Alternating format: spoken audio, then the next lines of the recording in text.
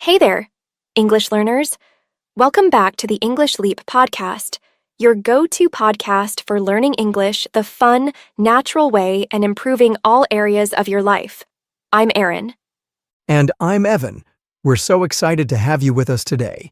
Whether you're new here or you've been listening for a while, we've got a great episode lined up for you. Absolutely. Let me ask you something. What do you think is the one thing that can make or break your success? Whether it's learning English, staying fit, or reaching any goal. That's an interesting question. Let me guess. If there's one thing that truly determines success, it has to be self-discipline. It's what keeps us moving forward, even when motivation fades. You're absolutely right. And now that you mention it, I've been struggling with self-discipline lately. I've been falling behind on some personal goals and, to be honest, feeling a bit undisciplined. I can totally relate. We all have those moments where we set big goals and then struggle to stick with them. What's been going on for you? Well, for example, I've been wanting to exercise more, but the days when I need to work out always seem to clash with my Netflix binge sessions. I just can't seem to keep the momentum going, and I keep thinking, I'll start tomorrow. The classic "I'll start tomorrow" syndrome. We've all been there. But hey, this is exactly why we're talking about self-discipline today. Because without it, we end up procrastinating and losing sight of our goals. Exactly. So, in today's episode, we're going to break down how to build self-discipline, why it's crucial for success, and how we can stay motivated even when things get tough. Yes. And the best part? We've got some practical tips to share that'll help you stay disciplined in both your English learning and other areas of your life. And, as always, we've got a special treat for you. Our free PDF guide for today's episode, which includes key takeaways, comprehension questions, and grammar exercises. You can use it to reinforce what you learned today and keep improving your discipline and English. And don't forget, we'll also be introducing some new intermediate-level vocabulary throughout the episode. These words and phrases will help you sound even more natural when you speak English, and we'll be breaking them down in Charlotte's vocabulary section later on. So, stick around, because this episode is packed with practical insights that will help you build self-discipline and take your English skills to new heights. That's right. Whether you're looking to build better habits, improve your speaking confidence, or just get better at staying focused, this episode is for you. All right, let's get started with today's topic, how to build self-discipline and stay consistent on the path to success. Let's kick things off with the first tip. Start with tiny habits. If you're aiming to build self-discipline, focusing on small, manageable habits is a great way to begin. I can totally relate to this. Every year I set huge goals, like working out for an hour every day or eating perfectly. And every year, by mid-January, I'm already overwhelmed and burned out. It's frustrating because I can't keep up with such big expectations. Oh, I know exactly what you mean. New Year's resolutions can be so tempting, but they can also lead to burnout if we try to do too much at once. The key is to start small and build momentum. Exactly. I've realized that when I focus on tiny habits, like committing to just 5 minutes of exercise each day, I'm more likely to stick with it. It feels more manageable, and over time, it builds up. That's it. Tiny habits, done consistently, help you build momentum.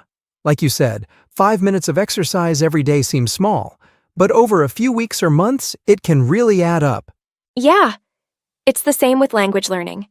Instead of committing to study English for an hour, commit to just 5 minutes of practice a day, whether it's reading, listening, or learning a new word. Over time, that small habit will turn into progress, and you'll feel more confident without feeling stressed. Remember, consistency is key. Exactly. James Clear in Atomic Habits talks about how small habits compound over time. The idea is to make the habit so small that you can't say no to it. You might only practice for a few minutes, But that small effort, done consistently, leads to big results. I love that. And the best part is, when you focus on small habits, they naturally become part of your routine. It's easier to stay disciplined without feeling like you're forcing yourself. Totally. And now, moving to the second tip, focus on systems, not just goals. Goals are great, but they don't always lead to success without a clear system to back them up. I've definitely made that mistake. I'd set big goals like, I want to lose 30 pounds in 3 months. But without a system in place, I just couldn't keep up. I'd start strong, but then get discouraged when I didn't see quick results. Exactly. That's where systems come in. A system is a series of small daily actions that get you closer to your goal. Ah, I see. So instead of focusing on the outcome, our listeners should focus on creating a system for success. For example, they can practice English for just 10 minutes every morning or listen to English podcasts during their commute. By making these small, consistent habits a part of their daily routine, they'll start seeing big results over time. Yes, and once your system is in place, it becomes automatic. You don't have to rely on motivation. You just follow the routine, no matter how small it seems. I like that. When I focus on building a routine, I'm not stressing about the end goal, just about following through with the system I've set up. Exactly. Systems are what keep you on track. With the right system in place, you're less likely to burn out or give up because your actions become consistent and automatic. Right. It's like creating a path that leads you to your goal without all the bumps and detours. Once the system is in place, it becomes second nature. Exactly. And that leads us to the next tip. Make habits attractive. If you make a habit fun, sticking with it becomes a whole lot easier. I totally agree. When I started exercising, I used to dread it, but then I started making it enjoyable. I'd listen to my favorite music or watch a funny TV show while stretching. Suddenly, working out wasn't such a chore. Exactly. The same approach works for English practice. If you find ways to make it enjoyable, like watching an exciting English show or treating yourself after a study session, it makes the process so much more fun. That's a great idea. If our listeners reward themselves after practicing English, like with a small treat or a fun activity, it'll keep them motivated. It's like bribing yourself to learn, but in a good way. Haha! Well, who doesn't love a little self-bribery? Positive reinforcement is powerful. When you pair good habits with rewards, it makes it more likely you'll stick with them. Your brain loves rewards, and it'll strengthen the habit over time. So, making habits attractive by pairing them with rewards means I'm more likely to stick to my goals, whether it's fitness or language learning. Who knew being disciplined could involve snacks and TV? Right. Discipline doesn't have to be a boring task. And that leads us to the next tip: designing your environment for success. The truth is, your surroundings can either help or hurt your discipline. Oh, I can definitely vouch for that.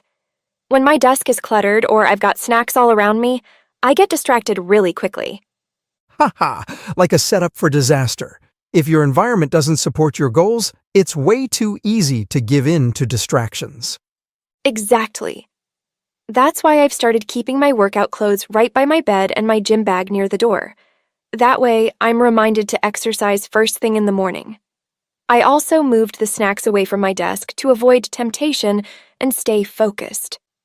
Smart move. The key is to make it easier to follow through and harder to procrastinate. Exactly. Same thing goes for English learning too. For all of you learning English, make your environment work for you. Keep your study materials visible and accessible, whether it's books, apps, or flashcards. Make sure they're within reach. Out of sight, out of mind, right? Right. And don't forget, the people around you matter too. Surround yourself with people who support your goals. If your friends are cheering you on, it's a lot easier to stay disciplined. Well, unless your friends are distracting you with cake. But that's a different story. True. And speaking of distractions, that's where managing your willpower and energy comes in. Willpower is like a muscle. It gets weaker the more you use it. Oh, I totally feel that. By the end of the day, I've used up all my willpower, and I'm just trying to resist the urge to binge watch Netflix. Haha, I hear you. That's why it's important to manage your energy wisely. Do your most important tasks, like studying English or exercising, when you're feeling your best, usually earlier in the day. Right. So for me, if I exercise in the morning, I'm more likely to stick with it. But by the evening, I don't have the energy to force myself to work out. Exactly. And for English learners, find your peak energy time and use it for focused practice. Whether it's reviewing vocabulary, speaking, or listening, do it when you're feeling sharp to make the most of your energy. Totally. And another tip is automating decisions. The fewer decisions you have to make, the more energy you'll have for the things that really matter, like learning or working out. Exactly. Automating your decisions helps you conserve mental energy for the big stuff. Now, once you've set up your systems, having someone to hold you accountable can take it to the next level. Social support is key to boosting your self-discipline. I completely agree. When I have a workout buddy or a friend checking in on me, I'm way more likely to stay on track with my exercise routine. Exactly. The same goes for English learners. Whether it's a language partner, a study group, or even just a friend who checks in on your progress, having someone hold you accountable can make a huge difference. It's like having someone to help you stay focused, except without the judgment. Just a gentle push when you need it. That's the idea. Accountability helps keep you motivated and consistent. Whether it's sharing your English practice with a friend or working out with a partner, it's much easier to stay disciplined with support. Exactly. And for fitness, if I have someone to encourage me, it's so much harder to skip a workout. Same for English. You're more likely to stick to it if you've got that support. Now that we've covered some powerful tips for building self-discipline, let's take a quick moment to review some key words and phrases we've mentioned today. That's right. And to help with your English learning, we've got Charlotte here to explain some of the intermediate vocabulary we use today. Over to you, Charlotte. Hi everyone, it's Charlotte here, and today I'm going to break down some key vocabulary from today's episode that can help boost your English skills. Let's dive in. Momentum, meaning the force that makes something keep moving or developing. Example, starting small helps you build momentum towards achieving your big goals. Overwhelmed, meaning feeling like you have too much to handle. Example, she felt overwhelmed with all the work she had to do for the project. Burnout, meaning physical or mental exhaustion from too much stress or work. Example, if you don't take breaks, you might experience burnout. Procrastinate, meaning to delay doing something that needs to be done. Example, I tend to procrastinate when it comes to cleaning my room. Consistently, meaning doing something in the same way without changing over time. Example, he consistently practices his guitar every day. Motivation, meaning the desire or reason to do something. Example, her motivation to study comes from wanting to pass the exam with flying colors. Reinforcement, meaning encouraging or strengthening a behavior with rewards. Example, positive reinforcement helped the dog learn new tricks faster. Accountability, meaning being responsible for your actions, especially with others checking on you. Example, having a study buddy creates accountability to make sure you stay on track. Willpower, meaning the ability to control yourself and your actions, especially in difficult situations. Example, it takes willpower to avoid eating junk food when you're trying to eat healthier. Automating, meaning making something automatic or routine so you don't have to think about it. Example, he's automating his daily tasks by setting reminders on his phone. And that's it for today's vocabulary section. Remember, the best way to remember new words is by using them in real-life situations. Try to include these words in your conversations or writing to reinforce your learning. Thanks, Charlotte. Those vocabulary tips are always helpful. Absolutely. And now it's time to wrap up. Thanks for tuning in to another episode of the English Leap podcast. Remember to keep those tiny habits in place, stay consistent, and make your environment work for you. And, of course, reward yourself along the way. Good habits don't have to be boring. Make them fun. We'll catch you in the next episode. Keep learning and keep improving. Until then, take care.